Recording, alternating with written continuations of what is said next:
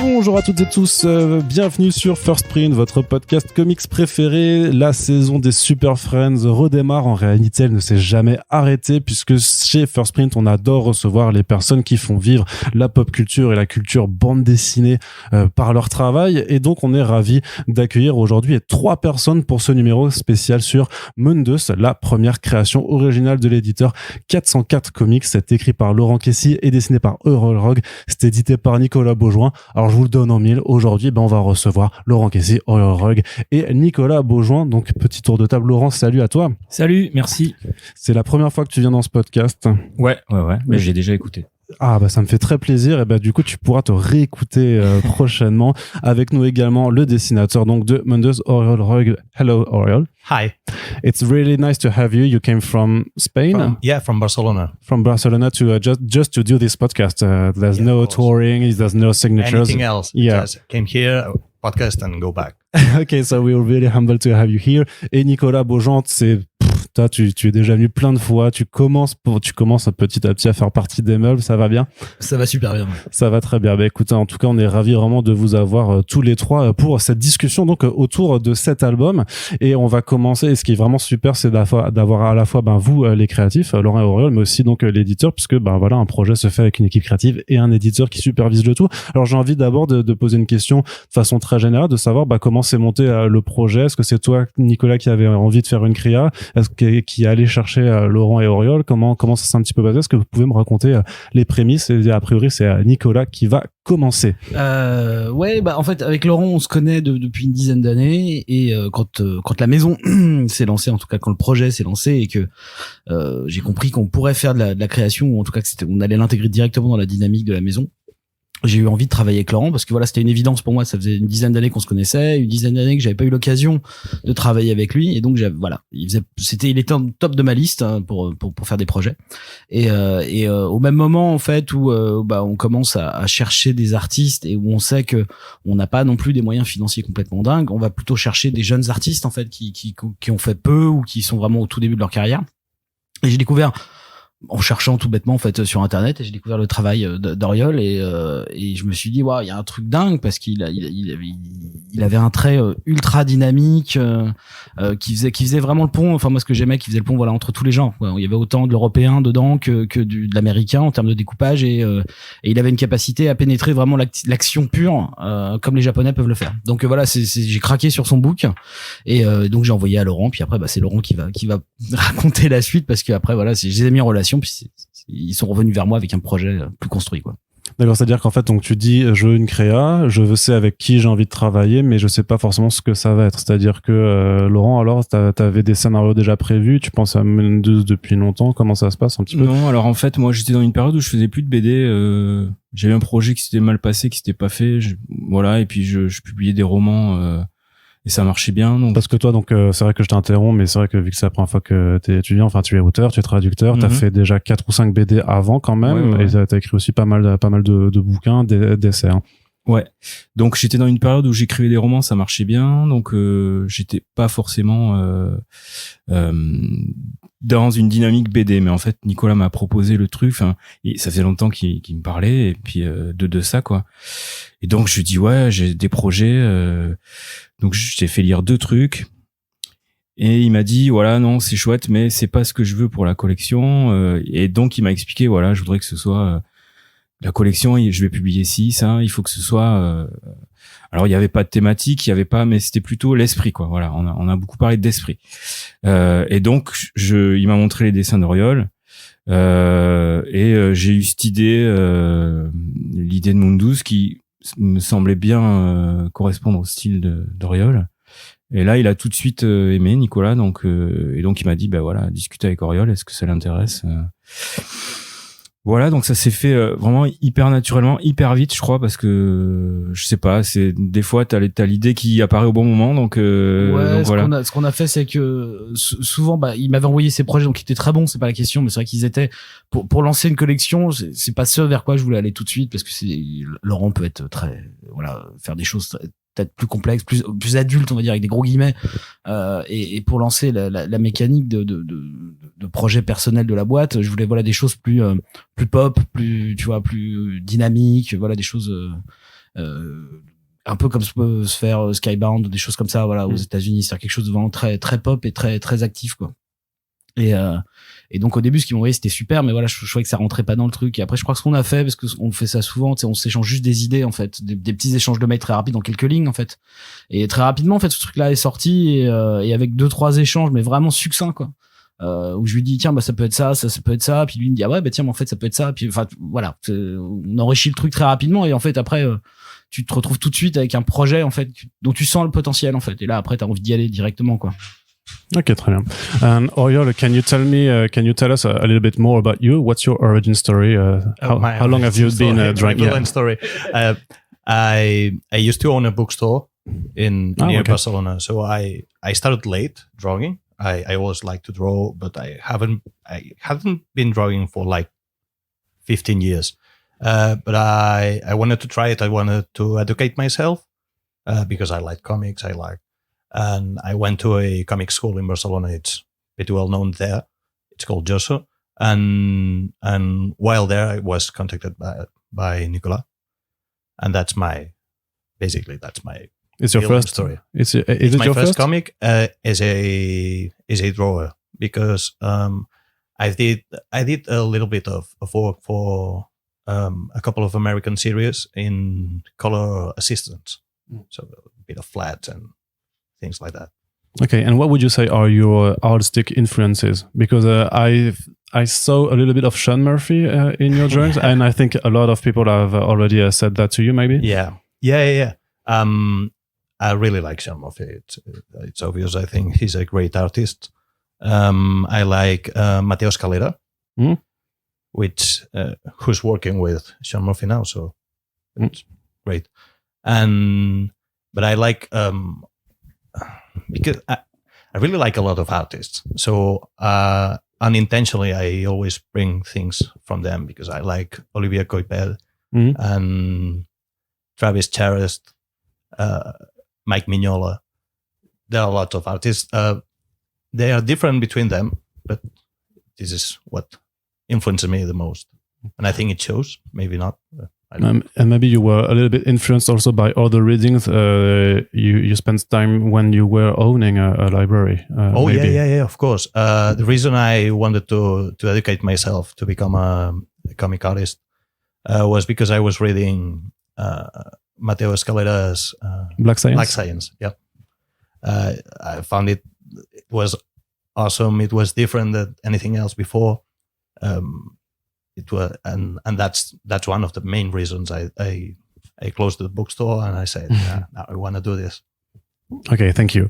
Laurent, je me retourne vers toi aussi, puisque c'est vrai qu'on parle juste des prémices du projet de Mundus, mais peut-être que les gens qui nous écoutent ne savent pas, ils ont appuyé sur play par pure curiosité, parce que les gens qui nous écoutent sont doués de curiosité, c'est pour ça qu'on les aime. Mais est-ce que tu peux un peu nous pitcher alors Mundus, de quoi ça parle, puisque on prévient aussi celles et ceux qui nous écoutent, on va pitcher, puis après on va quand même rentrer dans les détails, donc ce sera mieux si vous avez lu la BD. Donc si le pitch vous plaît, allez en librairie, puis écoutez la suite de ce podcast.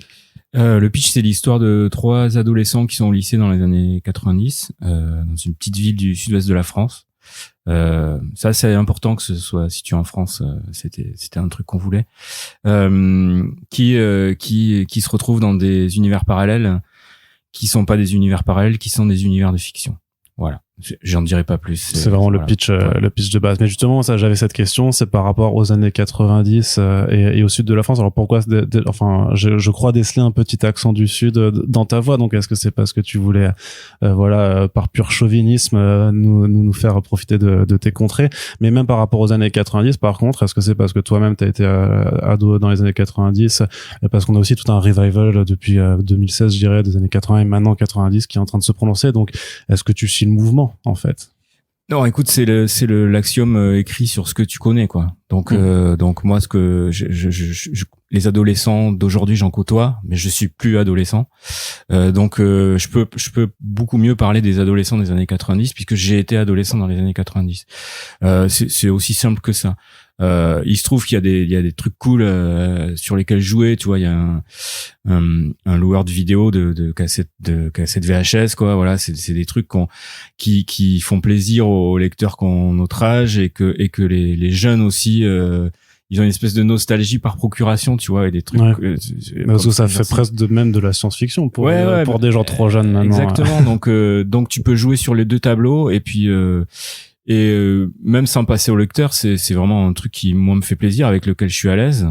Et puis Mundus, c'est un tel concept que tu peux jouer sur toutes les temporalités et tous les univers, donc voilà, autant y aller et se faire plaisir, quoi. Ouais, mais justement ce concept de partir aussi, parce que même les histoires de terres parallèles, tout ce qui est multivers aussi, maintenant depuis quelques années, ça a vraiment pris le pas dans les perceptions du grand public. C'est un sujet qui est même complètement à la mode et qui va encore l'être plus à mesure que on va dire que les majors du divertissement s'en sont emparés maintenant et en font un peu leur couteau suisse pour leur prétexte même en fait pour construire tout n'importe quoi. Toi, tu twistes un petit peu le concept justement en te disant je vais faire une forme de multivers, mais en partant donc des univers de fiction. Donc j'imagine aussi parce que toi-même t'es un créateur de fiction et que t'en as déjà fait plusieurs avec tous tes bouquins.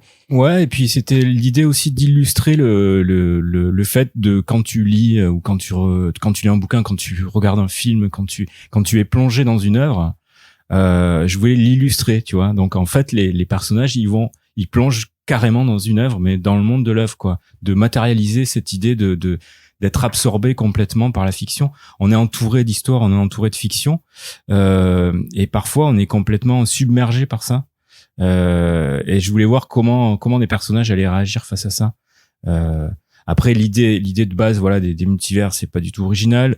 L'idée, le fait de le twister un peu, peut-être un peu plus, mais après c'est ce que t'en fais, quoi, je pense qui est original. Comment vont réagir les persos quand ils sont confrontés à ça? À quels univers tu les confrontes?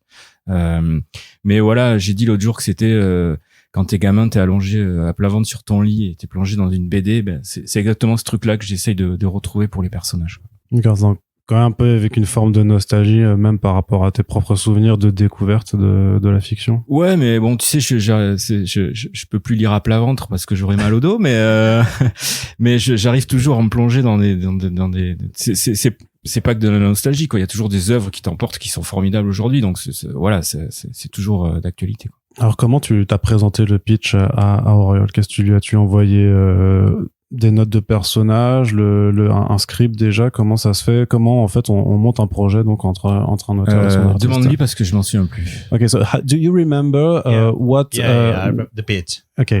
I kind of understood it. I think it was Nicola.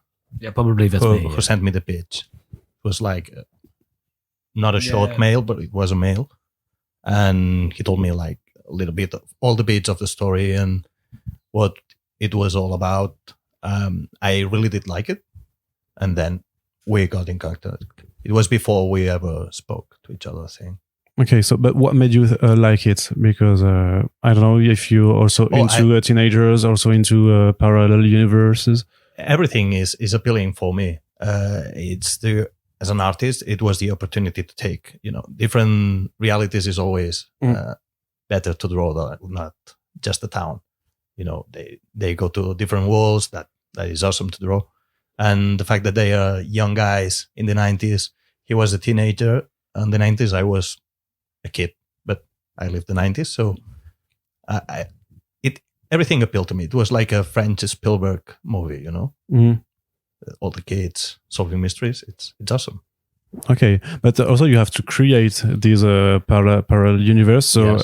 Did you have some liberties to do it, or were you mainly guided by Laurent's script? No, of course, Laurent sent me the big idea, the big picture, and the things we were referencing.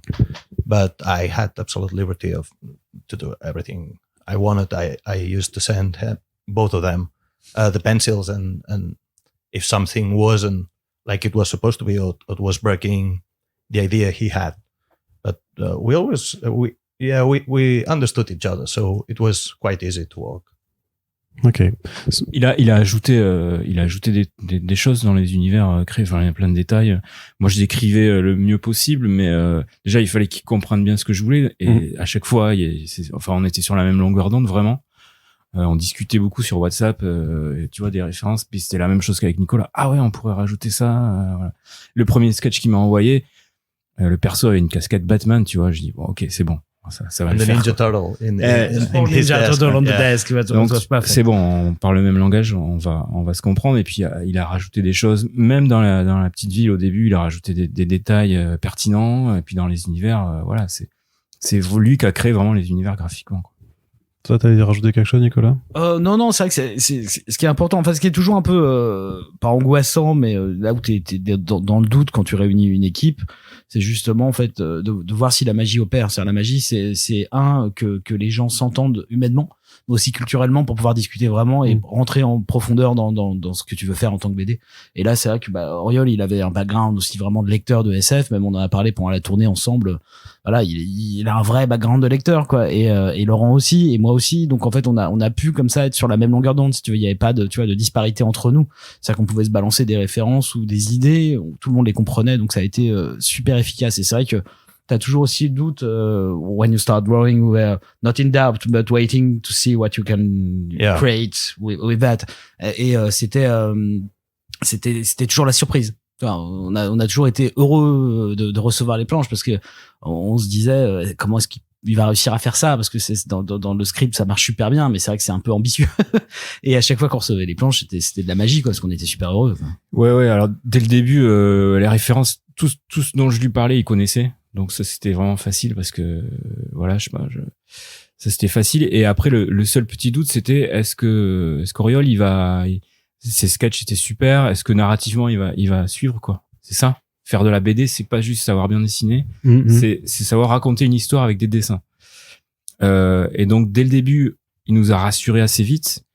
Et après, j'ai vu en plus que les scènes d'action, elles étaient maîtrisées, elles étaient vraiment péchues. Et du coup, tu vois, l'épisode 4 là, il y a une énorme baston là. Si j'avais pas vu qu'il savait bien gérer ça, je l'aurais fait différemment. Là, j'ai vu qu'il assurait là-dessus. Je crois qu'on a compté, il y a 12 pages de baston. Ouais. Dans une petite pièce. Enfin, c'est un truc vraiment difficile à gérer. Et voilà. Et si j'avais pas vu qu'il était capable de faire ça, je l'aurais écrit différemment, quoi. D'accord. Il a écrit, Laurent écrivait vraiment par chapitre. Ouais. C'est-à-dire on savait, on connaissait l'histoire globale depuis le début, qu'on s'était tous mis d'accord là-dessus, mais c'est vrai qu'après il a écrit chapitre par chapitre vraiment à l'anglo-saxonne, en fait. Ce qui fait on finissait un chapitre, on l'envoyait, il dessinait, tu vois, et puis après il travaillait sur le suivant et tout. J'ai fait des single issues de 22 pages. Ouais, ça. Ça, sauf peut-être le dernier chapitre, c'est moins cliffhanger qu'une résolution qui permet quand même aussi d'aborder le tome. C'est le premier arc qui s'achève. Pour un premier arc, mais justement, ce découpage, enfin, je l'ai vu immédiatement. En même temps, on est chez un éditeur qui s'appelle 404 Comics, donc on peut aussi se dire que voilà, tu fais que c'est une création de comics, certes à l'européenne, mais au-delà du découpage, on va revenir juste sur l'intérêt narratif que ça, mais est-ce que parce qu'il y a des ambitions aussi d'exporter le titre justement aux États-Unis? Peut-être que je me tourne vers toi, Nicolas, mais de là à dire ambition, peut-être pas. C'est-à-dire que t'es toujours humble par rapport à ça. C'est-à-dire que tu te dis pas celui-là on va le vendre aux Américains, c'est super. Par contre, on voulait pas s'empêcher de le faire, potentiellement. Donc c'est pour ça aussi qu'on a travaillé sur ce format. Parce que c'est pour nous excitant de le faire. Tu vas travailler avec des chapitres vraiment qui sont éditables en fait en single issue, potentiellement sur un marché américain. C'était excitant de le faire parce qu'on sait pas si on pourra vraiment aller aux États-Unis. Mais ouais, il y avait ce désir de tiens, on va se confronter à ce format, quoi, vraiment, et jusqu'au bout, quoi. Et ensuite on travaille, on échange avec des Américains et puis on verra, tu vois, ce qui peut se passer, quoi. Après, il y a beaucoup de romans graphiques ou de BD franco-belges qui sont traduites aux États-Unis, tu vois, même si chez Europe Comics notamment. C'est notre format, voilà. Donc ça aurait pas empêché, mais moi j'aimais l'idée de l'éditeur s'appelait 404 Comics. J'aimais l'idée de jouer avec ça et de faire un vrai. Moi, je suis un énorme lecteur de comics, donc c'est mon univers. Donc la narration, c'était plutôt narration péchue avec le nombre de cases des comics et de jouer sur ce format. Voilà, c'est bien de se mettre aussi des petites limites, enfin des limites, des enjeux et voilà. Et pour moi, c'était pas une limite, presque au contraire, c'était très libérateur de travailler comme ça. Mais pareil, sur le nombre de chapitres, tu pars sur donc un arc de 5 numéros, ça aurait pu être 4 ou 6, ça dépend un petit peu des formats, mais même pareil pour la longueur de ces chapitres, c'est aussi des choses que vous avez déterminées par rapport à... C'est moi qui ai défini un nombre de pages, parce que financièrement, tu vois, tu peux pas non plus faire tout ce que tu veux, malheureusement. Et donc, par partie de là, je lui ai dit, si on peut le découper, c'est encore plus cool, tu vois, au tout début du projet. Donc après, lui, il a juste pris le nombre de pages et puis on l'a divisé, quoi. La seule chose qu'on a rajouté, en fait, au final, c'est peut-être pas en cours de route, mais c'est vers le début, we add the first splash page, with the room. Yeah. On a rajouté cette double page, tu vois, d'intro. Après, en fait, en se disant tiens, il nous manque un truc en fait qui fait déjà quelque chose, rajouter un phénomène étrange qui nous permettait de rajouter une couche dans la mise en abîme de l'imaginaire et du réel, quoi. Donc c'est juste ça qu'on a rajouté. C'était prévu à la fin, mais pas au début. Ouais. On a rajouté au début. Voilà. La page qui ouvre, double page. Qui est importante en fait, c'est ça. Ah oui, il y a des gens qui peuvent passer à côté, parce qu'on s'en est rendu compte en fait, des gens passent à côté des fois, ouais. Bon, ça fait quand même beaucoup fusil de Chekhov un peu quand même. Tu le places là, tu captes pas au début, puis après on a eu des commentaires des fois, mais pas beaucoup, hein, genre c'est pas tous les lecteurs qui sont venus nous voir en nous disant ça, mais j'ai déjà eu droit c'est bizarre, il y a Paris qui est morté en 90. Ouais, d'accord. Ouais. Donc c'était rigolo. Alors que c'est vraiment une double page importante en fait qui dit beaucoup de ce qui va se passer, quoi. Ok. Et justement, toujours sur cette construction chapitrée, comment tu gères alors l'équilibre d'un point de vue narratif entre l'exposition que tu dois mettre, les éléments que tu dois amener pour développer ton concept, et puis l'action, puisqu'on est aussi là pour la bagarre un petit peu. Ça a été hyper naturel en fait. Je te dis, j'ai tellement lu de comics depuis les années 80 que c'est vraiment un format, un mot d'expression que je vais pas dire que je maîtrise, mais que je connais vraiment, que j'ai analysé, ça a été vraiment naturel. Je savais que dans le premier il faut présenter les persos et il faut arriver dans l'univers, et puis que dans le deuxième il faut développer le truc. Enfin, j'ai pas vraiment réfléchi à ça. J'ai fait mes résumés d'épisodes et voilà quoi. Ouais, c'était vraiment c'est inné presque, tu vois. J'en ai tellement bouffé des comics que voilà. Ouais. Mais pareil que tu voulais te limiter un petit peu. Par exemple, on voit entre guillemets que 2 univers principaux différents de celui du premier. Ça aussi, il y a un équilibre à gérer avec, on va dire, le nombre d'informations que tu donnes. Ouais, il fallait pas overloader le lecteur de trop de choses. Là, c'est vrai que c'est un premier tome et que il faut connaître les persos, il faut essayer de comprendre comment ça marche, faut expliquer le concept. Alors j'explique pas en fait, tu découvres tout avec les personnages, voilà, c'est l'idée. Et puis il fallait trouver un équilibre, il faut que tu aussi que tu passes un peu de temps dans les univers, pas que que ce soit juste une visite et que donc ouais, mais l'équilibre a été trouvé naturellement, je crois. Enfin, je me suis pas trop pris la tête sur ce genre de truc et ça s'est fait tout seul. Et voilà, les idées viennent et l'équilibre se fait entre le côté perso, le côté background. Et comment tu sais que ça marche? Comment tu dis là c'est bon, j'ai le bon script? Est-ce que c'est juste parce que dans ton écriture t'as sans confiance, parce que tu fais relire à Nicolas qui dit c'est bon? Est-ce que c'est parce que tu vois les planches d'Oriol et que tu dis ok, ça effectivement ça marche comme je l'imaginais? Tu sais jamais si ça marche. Tu es pour toi en tout cas. Ouais. Si tu sais pour toi si ça marche, tu écris pour toi à la base.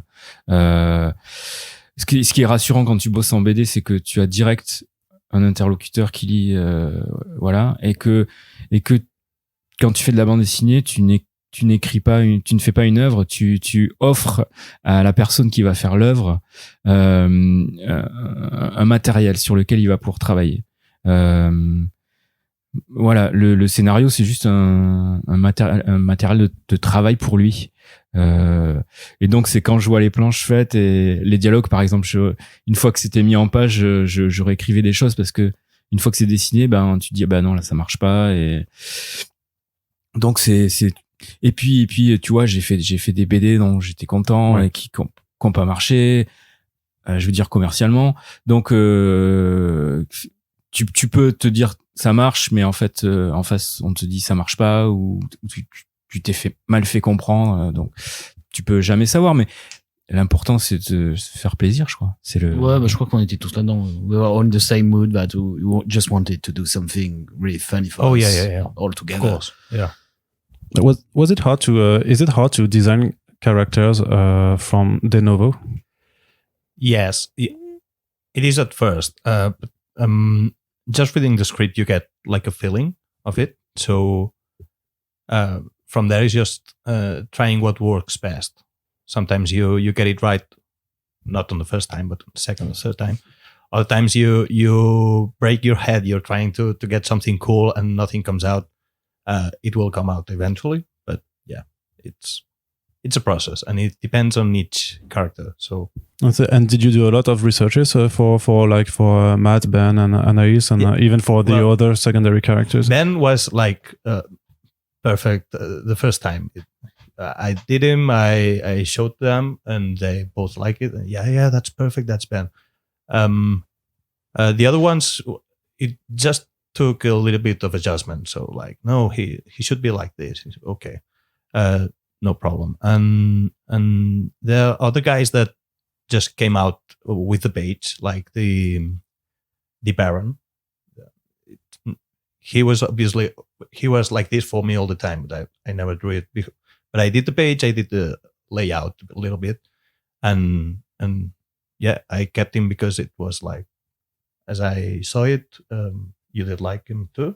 Yeah, I didn't have an idea. Yeah, it was, he's like the Emperor Dieu of Dune, maybe like Jabba the Hutt. I didn't have really an idea, so yeah, it just that's what I was going into, like for like when creating the world of Tonkiss, but what other universe you were influenced, because I sensed, and I just read Dune this summer, so I was like, it looks like Dune, and we've got the Jabba the Hutt thing. So because it's the other books of Dune, it's the next. C'est l'Empereur Dieu, c'est l'Empereur Dieu. The third one.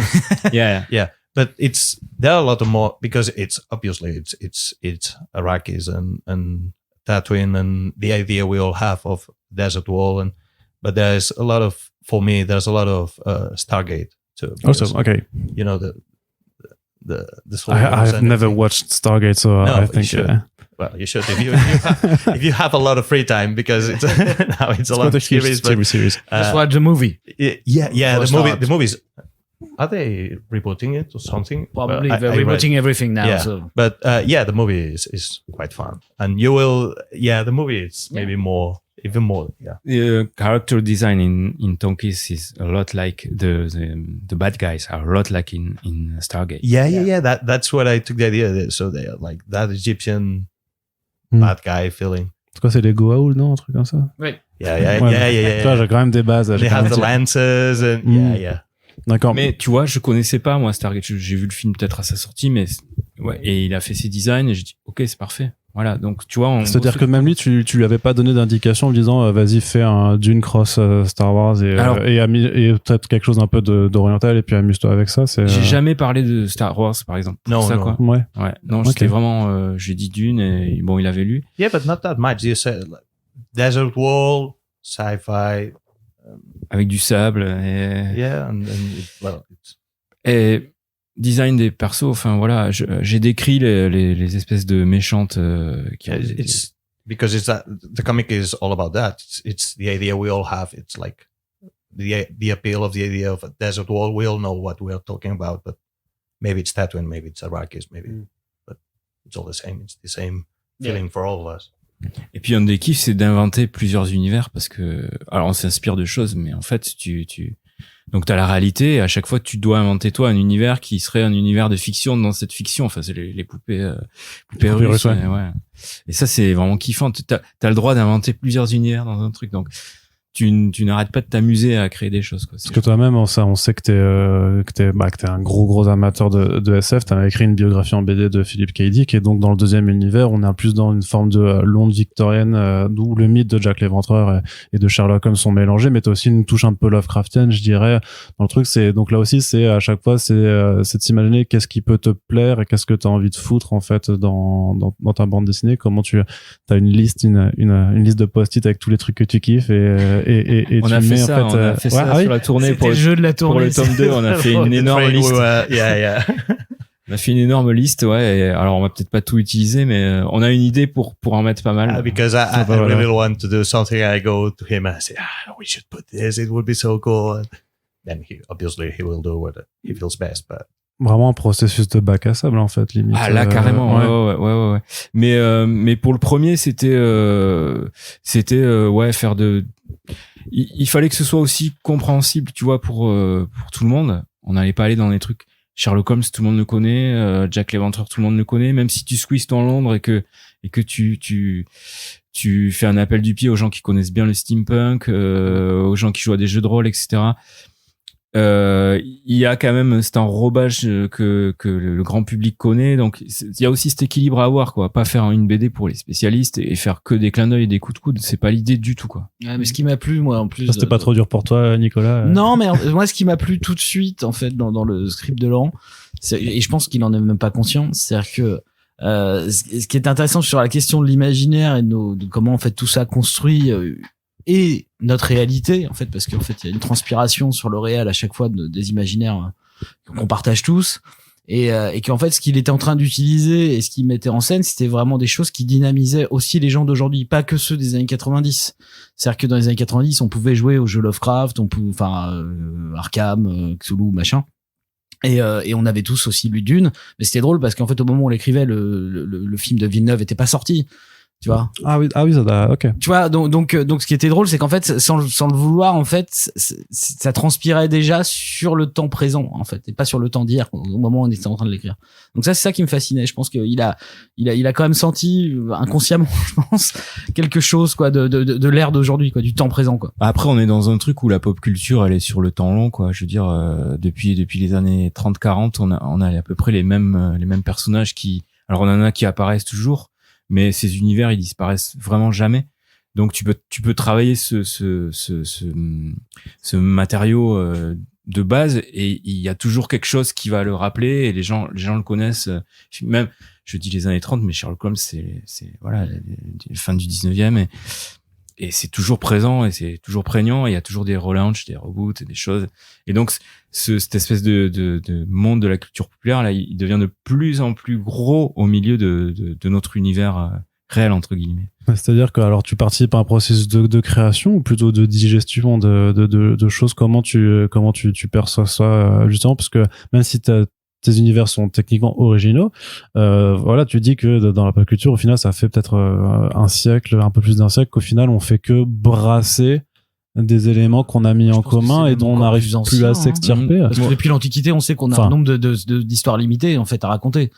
Donc en fait, oui, c'est le monomythe de Campbell, c'est ça, ou non, mais même depuis l'Antiquité, ça là, c'est carrément chez les Grecs et les Romains, genre on savait très bien. Oui, remarque la mythologie, qu'on avait un nombre d'histoires limitées à notre portée, en fait, et que c'est même ce qui conditionne l'existence humaine presque. C'est-à-dire qu'en fait, une des raretés de notre race, c'est d'être capable de se raconter des histoires et de les transmettre, quoi. Donc en fait, ils sont réincarnés dans le temps à chaque fois. Donc maintenant, c'est vrai que avec la société de consommation, c'est des personnages qui sont des gros archétypes et surtout des licences maintenant exploitables. Mais depuis toujours, c'est des persos. C'est à la fois des archétypes et des match. Batman, c'est un mashup de Shadow et de Sherlock Holmes. Et voilà, il y a personne n'invente rien, en fait. Enfin, tout le monde invente, mais personne n'invente rien. Donc moi, je me pose pas la question. Je suis construit par tout ça. On l'est tous. Et donc on crée ce qu'on est, ce qu'on vit, et ça s'intègre dans ce grand maelstrom de la pop culture, quoi. Ok, c'est la même question que j'avais pour toi, Aurélio. C'est are you conscious that when you're creating something, you might just be digesting something you just saw or read? Oh yeah, absolutely, elsewhere, right? Absolutely, yeah. And you have to be really careful about that, even more when drawing a thing, because it's very obvious just by looking. And yeah, and if you have like an overload of one artist or something like that, you immediately try to do things like him, even if you don't want to. So you have to try to keep a distance. But there's always, everything is like a digested version of everything else. So there's some leeway there. But so as an artist, do you take it as a compliment when we say, when someone goes to you and says, I saw this kind of, this other artist in your drawings, or yeah. Is it like... Yeah, it's a compliment. It's not as you remind me of that shitty artist. No. But if it's a great artist, yeah, for me, it's a compliment. More so because I just started drawing like 5 years ago. So, you learn by copying, basically. You learn by what you're reading, and you learn trying to do things. You see an artist you like, even more when you're learning, and you try to work like him. It doesn't always work because lots of artists have like different mind structures. So you cannot draw like an artist that don't think like you. But yeah, sometimes that's of course, it shows what my influences are because I learned by looking at them. So it's what it is. Okay. And so in terms of panel constructions, do you think a lot about what angles you are choosing to depict the action? Because you're like you are the director of your own movie. For me, that's what takes me the longest. Just doing the layout of the pages and thinking, because I really like extreme points of view, you know, and we can see that you're playing a lot on the perspectives of the actions, and sometimes the characters that are just going out of the page. Yeah, I love that because I really like the over the topness of what comics can do in fights, and if I had all the time in the world, it would be even more over the top. But you have to you have a calendar, and you cannot go all the way. I will do like this point of view and work like 3 hours in this panel because I cannot do that. Because I would love to, but I cannot do that. But it's the most difficult part of the page, thinking all the layout and if it works, if it doesn't, if the narrative has the flow you want. But it's also the most I don't know, gratificant. Gratifiant, ouais, même. Because when it works, and you can see it. And this is the same question I asked Laurent just before, but how do you know it works? Is it a feeling in your gut? Well, do you make someone else read it? It's something, for me, there's something that happens to me that I know a big lot of artists happen. When you finish the page is shit, always. You don't like it because you've been working on it for so many hours. You have seen it so many hours, you're burned out of it and you don't like it. But then if you look at, from a distance, the day later, 2 days later, you can judge it and you know that it's good. You wouldn't have spent so many hours for a shitty page. But yeah, it's a gut feeling. You try some things, you do some layouts. Sometimes you think it would work. And when you start on the real page, you see, I don't like it, and you start again, it comes out. Ok. Il y a autre chose qui m'a surpris aussi, et vraiment pour le coup vraiment surpris dans cette BD, parce qu'avec des adolescents en termes de héros, je m'attendais à quelque chose d'assez un peu young adult, on va dire, même dans ce qui est montré, et c'est ultra violent en fait. T'as quelques scènes quand même qui sont ultra vénères. Donc on va pas spoiler l'action, mais voilà, il y a des têtes qui explosent, il y a des boyaux, il y a des machins. J'adore le gore, tu vois, donc moi je suis ravi.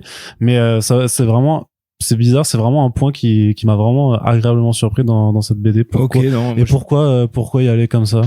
Bah écoute, je me suis pas posé de questions. Il se trouve que le truc auquel tu fais référence, c'est entièrement justifié, quoi, vu les persos en question.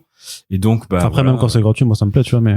Ouais, non, mais, je me suis pas posé la question. Je pensais que t'allais me dire, là, avec le début de ta question, que c'est des ados et on les voit se prendre des cuites et faire la teuf et que voilà, c'est pas forcément le cas dans les trucs plus sages en BD.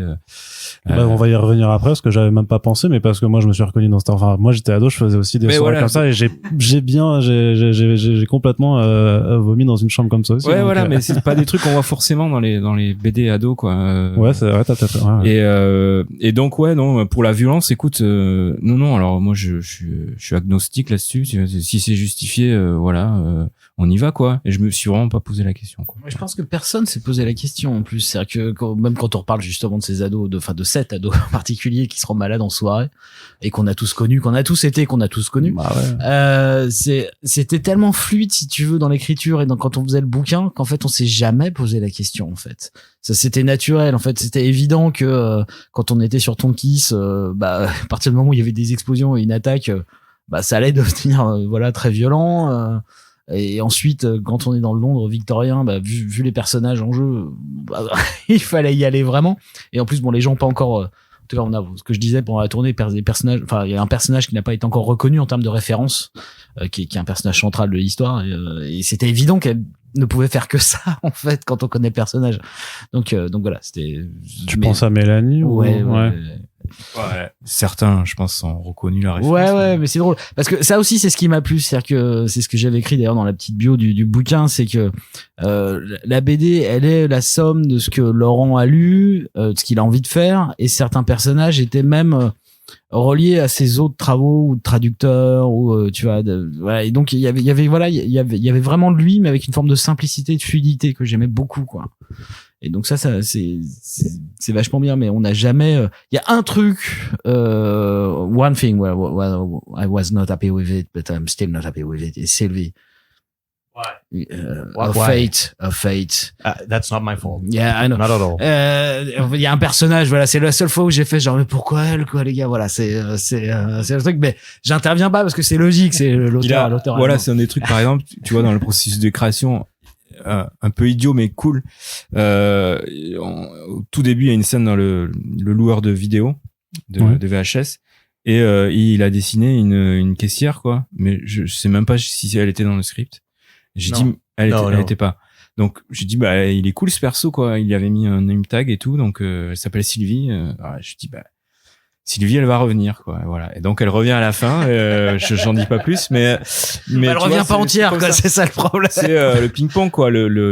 Voilà, il a dessiné un perso qui était pas prévu, quoi, que j'avais pas écrit. C'est à toi de rebondir aussi. Après, c'est ça, c'est que attends, je sais pas, moi, je suis pas auteur, mais disons que tu dois être en constant, en fait, action-réaction. En fait, c'est-à-dire que tu as quelque chose qui était pas prévu, tu peux te permettre de l'ajouter ou au contraire d'effacer quelque chose qui te plaira moins. C'est toujours. Et comme disait Nicolas, j'avais pas tout écrit d'avance, ça me permettait de faire ça, quoi, de vraiment de rebondir. Et ça, c'est bien. Ça, c'est un processus qui est chouette. J'aime pas avoir tout écrit et avoir fini et après que le dessinateur. De toute façon, si c'est trop figé, après c'est presque anti-créatif en fait. Si tu peux pas un minimum t'amuser. Après, oui, forcément. T'écris quelque chose que l'artiste doit mettre en scène, mais c'est aussi une collaboration en fait. C'est pas, enfin, t'es pas juste en train de poser du carrelage et que ça doit être tout ordonné.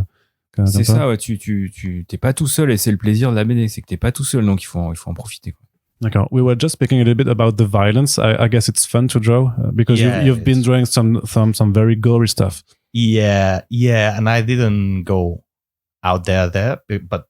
Yeah, I have fun. I really like drawing fights because it's like a choreography, and I like kung fu movies and thing. I really like when comic artists can do a fight and you can see the choreography from panel to panel. So Chris Samney does that, and you can see that when they fight, there's the movement has meaning. You know that they are fighting, really fighting, and I love that, and I try to do that, and it's always fun.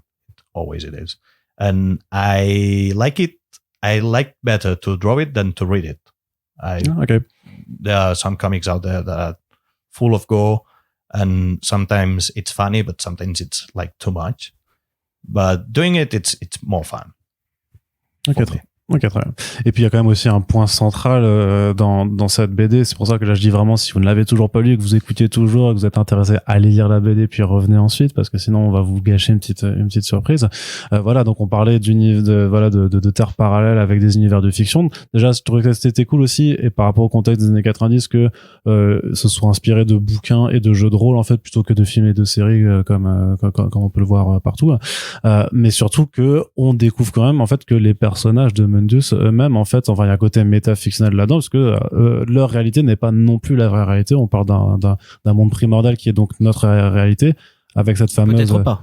Ou peut-être pas, mais remarque, on est peut-être aussi tous dans un univers de fiction, mais après, où tu vois, en tout cas, tu fais clairement intervenir notre réalité avec justement cette chambre où on voit Dual Boy, enfin là, des référents qui sont vraiment les référents de notre monde, et qui voilà, c'est là qu'il y a le déclic, où on se dit, ah ok, en fait, ça va vraiment... Et c'est pour ça que même je trouve que le petit pitch sur la 4e de couverture en dit déjà trop en fait par rapport à cet aspect, parce que si on se laisse juste à prendre, moi je l'ai volontairement pas lu, et ça a réussi à faire une forme de twist en fait, vraiment de twist narratif sur le concept de base.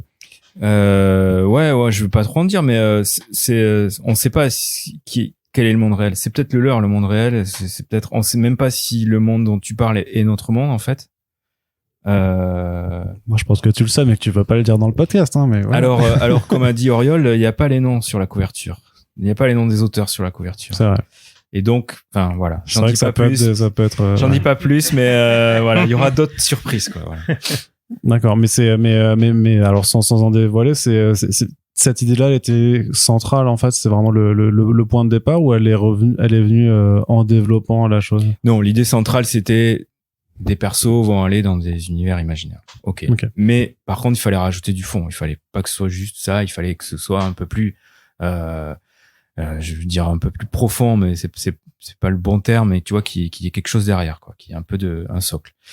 Et donc, cette idée de jouer sur les réalités, c'était évident de l'intégrer là-dedans, quoi. Si eux vont dans des univers imaginaires, est-ce que le leur est imaginaire, est-ce que le nôtre est, etc.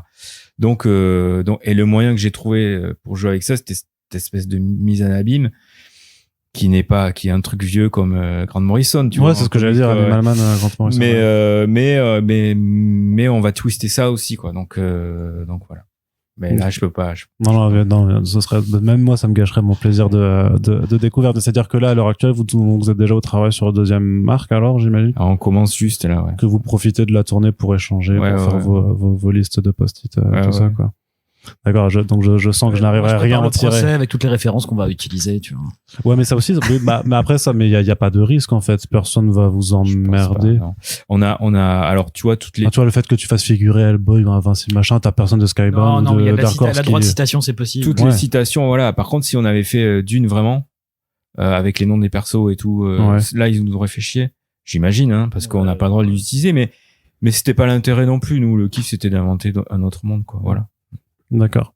Et il y a aussi un aspect plus technique, puisque Nicolas Beaujon, hashtag le baiser de la Fab, est avec nous quand même, et je suis d'ailleurs ravi que ce surnom soit resté quand même et soit utilisé par d'autres personnes.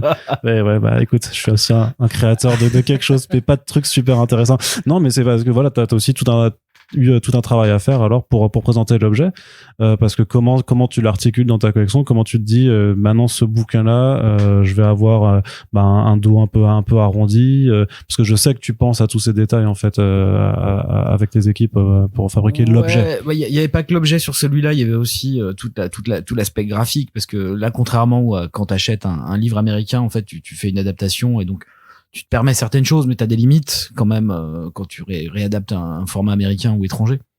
Là, on pouvait tout créer, donc c'était aussi super excitant et graphiquement, si tu veux, parce qu'en fait, il y a une introduction graphiquement même dans le livre. En fait, quand tu l'ouvres, moi, je me suis amusé. Alors après, les gens le voient pas forcément, mais je me suis amusé à faire une pénétration vraiment cinématographique, en fait. C'est-à-dire que tu traverses le logo et t'arrives dans la première double page. Voilà, il y avait des jeux comme ça. Et après, sur la Fab, je voulais le format. En fait, je voulais vraiment qu'on le défende sur un format américain comme on fait nous. C'est-à-dire, voilà, je voulais qu'il respecte. C'est que là, en termes de tarifs aussi, tu vois, 16,90 pour une créa française de 120 pages, enfin un peu plus même de 120 pages, parce qu'on doit être à 130, un truc comme ça. Je voulais qu'il y ait le tarif et tout, mais après il est très simple celui-ci. On s'est juste fait plaisir parce que j'ai demandé à Auriol en fait qui parce qu'on est en train de faire la couverture, et je lui ai dit ouais mais qui t'aimerait qui participe en fait comme coloriste, tu vois, sur la couverture. Donc il m'a demandé à Wilson, et donc il a accepté, il nous l'a fait, et puis après voilà, c'est très simple, mais c'est un titre que celui-ci, c'est un cartonné finalement très léger, du petit vernis sélectif, juste vernis sélectif, dos rond, mais par contre l'intégralité du dos rond est verni. C'est un truc que les gens font pas très souvent, donc ça le sort aussi de la collection en fait. Enfin tu vois, quand tu l'auras dans ta bibliothèque, il va briller en fait, tu vois, il y aura des vrais reflets dessus et tout. Dans ma tête, tu vois, c'était le reflet, tu vois, c'est les multi-univers, tu vois, donc c'est des trucs après des petits blocages perso, quoi. De baiser de la Fab, ouais. Puis choix du papier, encore une fois, voilà, qui est un Selena qui est très beau, donc que ça aussi, que c'est les papiers que quand tu les choisis, par rapport aussi au rendu des couleurs, notamment que tu vas avoir. Il y a des papiers qui vont plus boire que d'autres, des offsets qui sont vraiment très buvards et moins. Donc là, il fallait que ce soit un offset un peu technique, donc il respecte quand même suffisamment les couleurs. Mais celui-ci, c'est la première fois que j'utilise, mais j'en utilise d'autres sinon qui fonctionnent aussi très bien. C'est juste après, en ce moment, on est tous obligés de faire attention et de choisir vu que nous on fait partie d'un groupe, on a des achats de groupe, et donc on sélectionne dans ce que j'ai plus le choix en fait de choisir les papiers vraiment que je veux. Je suis obligé maintenant d'aller dans une sélection parce qu'on achète en disponible. Gros, on fait des achats groupes, et donc je me bats pour avoir par contre les petits stocks des bons papiers qu'il y a dans les achats groupes, quoi. D'accord. Mais justement, cette couverture, je voulais aussi en toucher un mot parce qu'elle est assez for the cover that you're drawing, because it's not like like what we are used to see like a cover comic book, because you've got panels, you've got the titles vertical de façon verticale. Tu vois ce que je veux dire? La composition, the composition is quite different than what we used to see in comics. The full design is all Nicolas' work. Okay. He's amazing. Not the full design. I did like the central illustration with the circles and the walls inside each circle, and he was coming out with ideas, and he said, "Oh, we can do like the letters on vertical," and it's awesome. I love it. I love it so much because it's so iconic now. You know, it's the way you see this comic. You see the cover, and you know, it's so cool. I love it. Ok, très bien. It's an amazing work. Ouais, bah l'idée c'est d'avoir vraiment une identité. De toute façon, c'est ce qui a pris le plus de temps, c'est de trouver une couverture. We can do the same and not really the same for the second one and the third one, because he asked me to do something that we could keep like the idea of the cover for all the series. So if you have the second volume, you can immediately recognize that it's the same series, not an absolutely different cover. So yeah, I think it works. Yeah, I'm happy with it. Ok, très très bien. Bah écoutez, Laurent, une dernière question quand même. Je vais quand même insister. Qu'est-ce que vous pouvez un peu nous teaser sur la suite, puisque déjà quand est-ce qu'on doit s'attendre à la voir venir, j'imagine. Bah écoute, là on commence donc voilà. Dans 2 mois, c'est ça? Dans 2 mois? Ouais, c'est facile, c'est comme ça. Vous avez que ça à faire, un an et demi quoi, on va dire. Ouais. Moi je dis 1 an, mais Auriol il dit 1 an et demi. Je pense que c'est plus lui le maître là-dessus. À quoi on va s'attendre, à quoi on peut s'attendre, suivre les aventures de nos persos, avec des persos du premier qui vont revenir, d'autres non. On va aller voir d'autres univers et on va en apprendre plus sur le mystérieux personnage qu'on voit à la fin, etc. Enfin, same but different. Ça, voilà. On va essayer de garder la même dynamique et d'ajouter des choses. Il y a 1 an et demi, c'est raisonnable ça pour une série? Non, ce sera dans 2 semaines qu'on le sort. J'aimerais bien. You have 2 weeks to do the number 2. Okay, That's fine. I think you can manage it. Absolutely normal. Yeah. You just have the time to do it. Non, mais c'est vrai que ça on va voir. C'est 1 an et demi, ça paraît raisonnable. Peut-être maybe 12 months. 12 months. Yeah, we can maybe. Maybe not. C'est-à-dire que là, le podcast for more time, because at the end of it is like the more time you have, the better it comes out, of course. Yeah, we're just putting some pressure on you.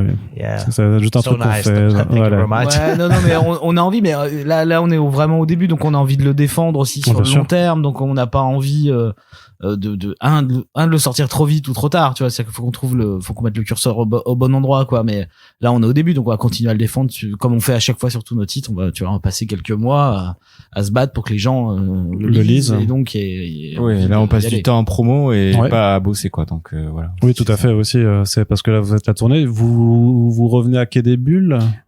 L'équipe sera là à Quai des Bulles. Il y aura sûrement 1 ou 2 dates grand maximum en plus autour de Quai des Bulles, histoire de faire venir Auriol juste de nouveau, Quai des Bulles. Parce que ça fera 3 venues en France quand même pour Auriol en l'espace de quelques mois, quoi. Donc il y a quand même effectivement là cette volonté d'aller présenter. On est obligé parce que obligé, il y en a qui le font pas, hein. Ouais, non mais obligé, ouais. Enfin, t'es jamais obligé de rien. Mais... Il habite pas à New York non plus. Donc. Ouais, c'est plus simple et c'est aussi pour ça aussi qu'on voulait travailler avec Auriol. C'est aussi parce qu'il était avec des Européens, c'est plus simple. Ce serait plus facile. Mais ouais, tu vois, on est bien identifié. Ce serait un peu prétentieux, mais on est identifié en tant qu'éditeur de BD américaine, on va dire. Donc ça, on a plus de facilité à ce que les gens nous suivent automatiquement. Là, c'est une première création, et donc il y a tout un nouveau travail à mettre en place, à montrer que c'est bien, qu'on a fait nos preuves aussi là-dedans, et qu'il faut nous suivre et nous faire confiance, tu vois. Et tu peux avoir des a priori parfois aussi sur c'est des Français qui essayent de faire à l'américaine. C'est le problème, tu sais.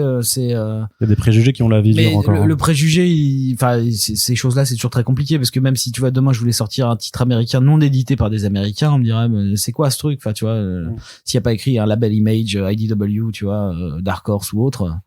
Les gens ils vont pas forcément, donc on a envie de leur dire et de prendre le temps pour ça, et donc de faire venir les artistes dans les festivals, parce que là cette année on commence à être présent dans les festivals, parce qu'avant on n'avait pas assez de catalogue pour ça, et là aujourd'hui je pense que c'est le bon moment pour y aller, et on est là pour dire aux gens allez-y, quoi. Enfin si vous aimez le format américain, si vous aimez le manga, si vous aimez franco-belge, on essaie de vous faire une proposition qui est dans la lignée de ce qui est encore un peu rare en France, mais qui existe déjà, tu vois. C'est-à-dire il y a une énergie, je pense, une volonté de plein d'artistes français et européens d'aller vers un format, ce format plutôt 120, 130 pages, un peu riche, dynamique, qui s'empêche pas d'utiliser des références anglo-saxonnes, mais sans être anglo-saxon, tu vois. Enfin, essayer de trouver un chemin là-dedans, quoi. Donc, faut qu'on le défende. En tout cas, on le fait. Eh ben, c'est ce qu'on fait aussi en partie avec ce podcast, du coup, parce que, il y a de la forcément, ça fait partie de l'opération de promotion, mais aussi, pour aller interroger directement les personnes qui créent, en fait, et comment, la façon dont vous digérez vos propres univers et votre propre imaginaire permet d'en créer un autre, et c'est assez chouette d'avoir parce que même en la lisant et même en l'écrivant, je pense qu'en fait vous participez au processus du Mundus qui est expliqué là-dedans, et c'est trop méta, et c'est non, mais c'est juste cool. Donc voilà, en tout cas, j'espère que si vous avez écouté ce podcast, c'est que vous avez lu la BD et qu'elle vous a plu, et sinon que vous allez le faire, puisque je pense qu'on n'a même pas, au final, on n'a même pas tant spoilé que ça le contenu, et que de toute façon l'important c'est le voyage plutôt que la destination. Et en tout cas, Laurent, Auriol, Nicolas, merci d'être venus jusqu'ici. Merci à toi. Merci. Merci. Pour parler de la bande dessinée. Donc on vous rappelle que Mundus est disponible en librairie chez 404 Comics, et c'est vendu à 16,90 €. Bel album qui ira très bien rejoindre les autres, ou peut-être ouvrir votre collection 404 dans votre bibliothèque. Vous avez d'ailleurs, s'il y a des bibliothèques qui en ont pris aussi ou pas? Ça, c'est un truc complètement à part, donc je suis pas au courant. Enfin, je sais que dans certaines librairies c'est disponible, mais je connais pas en interne quel est le système. C'est des commandes qui sont hors magasin, donc je les vois pas apparaître. Tu les vois pas apparaître. De mon côté, quoi. Très bien, mais en tout cas, on espère, en tout cas, si vous êtes bibliothécaire, que vous pouvez aussi aller le proposer à votre lectorat. En tout cas, si ce podcast vous a plu et que vous kiffez les Super Friends et que vous souhaitez aussi participer à simplement faire découvrir des bonnes BD, vous pouvez partager ce podcast partout sur vos réseaux sociaux. N'hésitez pas à en parler. Dites-le à votre libraire aussi si vous venez acheter le bouquin après avoir écouté ce podcast. Ça nous fera toujours plaisir, et ça fera plaisir à plein de monde. Et puis on vous rappelle aussi que pour soutenir le podcast, vous avez une page Tipeee qui est ouverte H24 à laquelle vous pouvez contribuer pour que on puisse continuer de faire nos émissions. Encore une fois, merci à tous les trois d'être venus, et on se dit à très bientôt pour le prochain podcast. Ciao. Et là, vous dites au revoir normalement. Au revoir. Au revoir. C'était spontané, j'adore.